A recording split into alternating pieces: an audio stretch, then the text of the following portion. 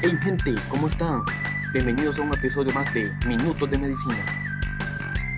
Hoy estudiaremos el víscero cráneo. Huesos de la cara, parte 2.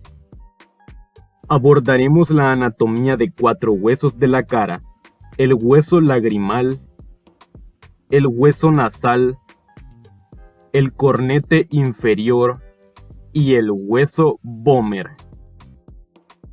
Sus puntos o accidentes anatómicos: caras y bordes, agujeros y huesos con los que se articulan. El hueso nasal es un hueso par. Poseemos 2 huesos nasales. Cada hueso nasal se compone de caras: una cara externa que podemos ver a simple vista y una cara interna que es más difícil de ver. La cara externa posee una superficie lisa, pero posee un agujero, el agujero nasal. Por otro lado, la cara interna posee una superficie más irregular, con algunos puntos anatómicos como la cresta del hueso nasal, y lateral a esta cresta tenemos un surco, el surco etmoidal, que es largo y atraviesa toda la cara interna. Bordes del hueso nasal. Debido a su singular forma cuadrangular, los bordes del hueso nasal se ven muy bien delimitados. Claramente se pueden ver mejor si agregamos un poco de color. Podemos ver que el borde superior sirve para articularse con el hueso frontal y el borde externo para articularse con la apófisis frontal del hueso maxilar. También el borde inferior ayuda a formar el límite superior de la abertura piriforme, que también es formada con la ayuda de los huesos maxilares. También este borde inferior se articula con los cartílagos nasales, que serán evaluados en el video de anatomía de la nariz. Por último, el borde medial sirve para articularse con el borde medial del otro hueso nasal, interconectando ambos huesos nasales. También cabe destacar que en la cara interna, es decir, posterior, de este borde medial, destaca la cresta del hueso nasal ya mencionada. Esta se une con la otra cresta del otro hueso. Cuando se unen estas en la línea media, ambas se articulan con el hueso etmoides, específicamente en la lámina perpendicular del hueso etmoides, participando así en la formación de la pared medial y techo de las cavidades nasales. En conclusión, el hueso nasal se articula con los huesos frontal, maxilar, el hueso nasal contralateral y ambos huesos nasales en la línea media con el hueso etmoides. El hueso lagrimal, o también llamado hueso unguis, también es un hueso par.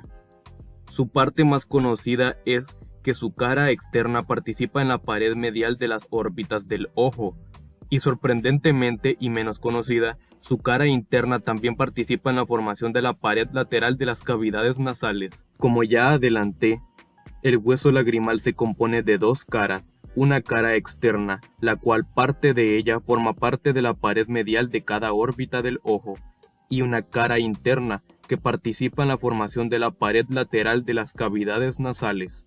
La cara externa posee algunos puntos anatómicos como esta saliente, el gancho lagrimal. También contiene una prominencia detallada en color morado en esta ocasión, la cresta lagrimal posterior, y en color rosado el espacio anatómico que abarca el surco lagrimal. También hacia inferior hay una saliente, la apófisis descendente del hueso lagrimal, que es visible en ambas caras externa e interna. La cresta lagrimal posterior del hueso lagrimal y la cresta lagrimal anterior del hueso maxilar forman los límites anterior y posterior del surco lagrimal, un agujero importante de la pared medial de las órbitas del ojo que participa en el aparato lagrimal.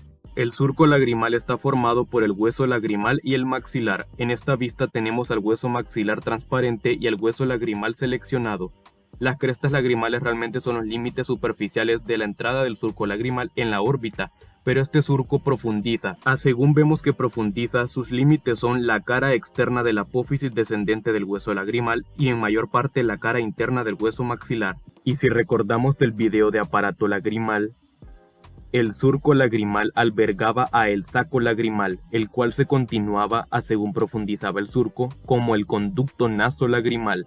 El surco lagrimal termina finalmente cuando el conducto nasolagrimal desemboca en el meato nasal inferior de cada cavidad nasal. Además, la cresta lagrimal posterior sirve de punto de inserción para estructuras, si recuerdas de estos 3 videos, estructuras como la porción lagrimal del músculo orbicular del ojo o la expansión medial, que es una estructura de sostén del ojo. En esta vista hemos eliminado diversos huesos y el hueso lagrimal se encuentra seleccionado. Vemos cómo la cara interna participa en la formación de la pared lateral de cada cavidad nasal. También en la cara interna este hueso se articula con el hueso etmoides.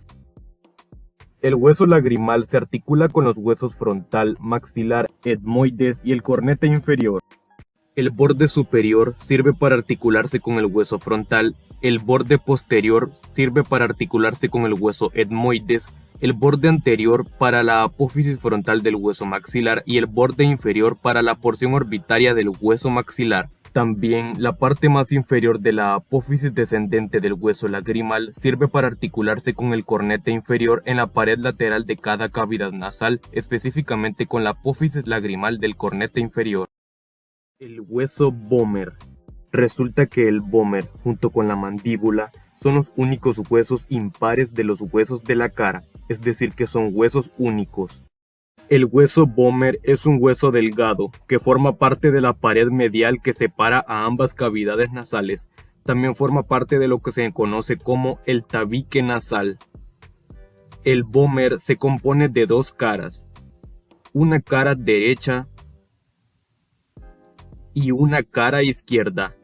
Ambas caras se encuentran conformadas por diversos surcos pequeños, pero destaca en ambas caras un surco más grande y alargado, el surco del vómer.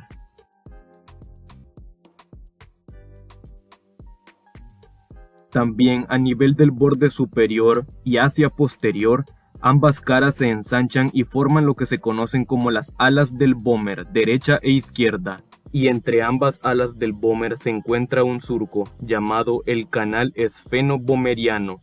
El vómer se articula con los huesos etmoides, esfenoides, ambos huesos maxilares y ambos huesos palatinos. Los bordes del hueso vómer son un borde anterior, un borde inferior, un borde superior donde se encuentran las alas del vómer y un borde posterior. A este borde posterior en ocasiones se le llama cresta coanal del vómer porque separa a las coanas. Eliminemos al hueso maxilar izquierdo y al cornete inferior izquierdo para tener más espacio y ver al vómer.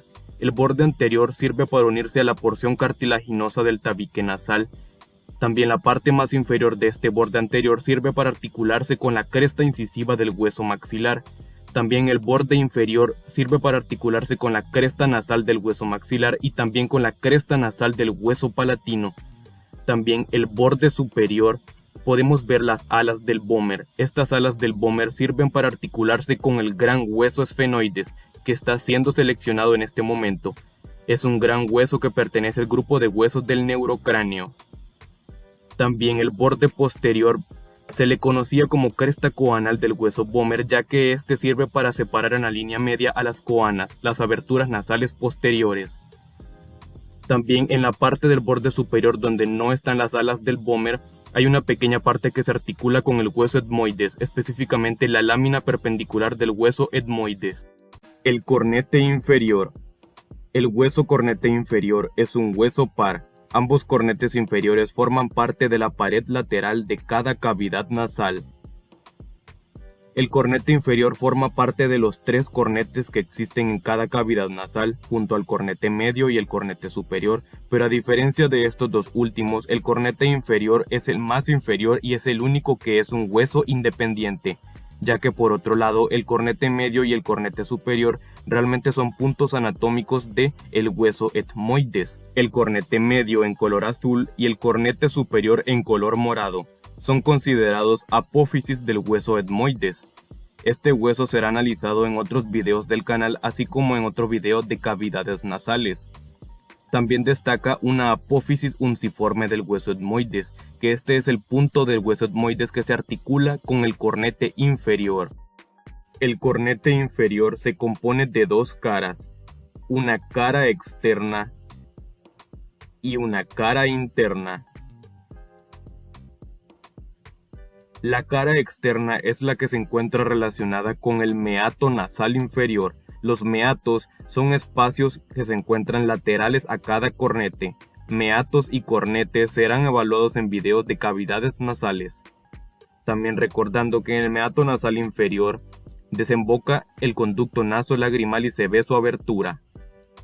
Los bordes del cornete inferior son dos, un borde superior en color rojo y un borde inferior en color morado. Con el borde superior se encuentran diversas apófisis, como la apófisis lagrimal, que sirve para articularse con la apófisis descendente del hueso lagrimal, la apófisis etmoidal para articularse con la apófisis unciforme del hueso etmoides que ya mencionamos.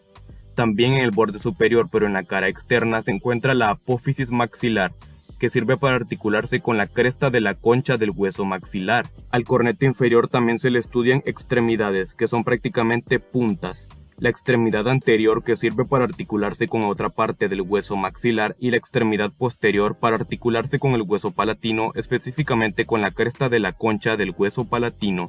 En conclusión, el cornete inferior se articula con los huesos maxilar, el hueso lagrimal, el hueso etmoides y también con el hueso palatino. Y fin. Si este video te ha servido, puedes apoyar suscribiéndote al canal. Puedes ver también el video de huesos de la cara parte 1 y muchos videos más del canal.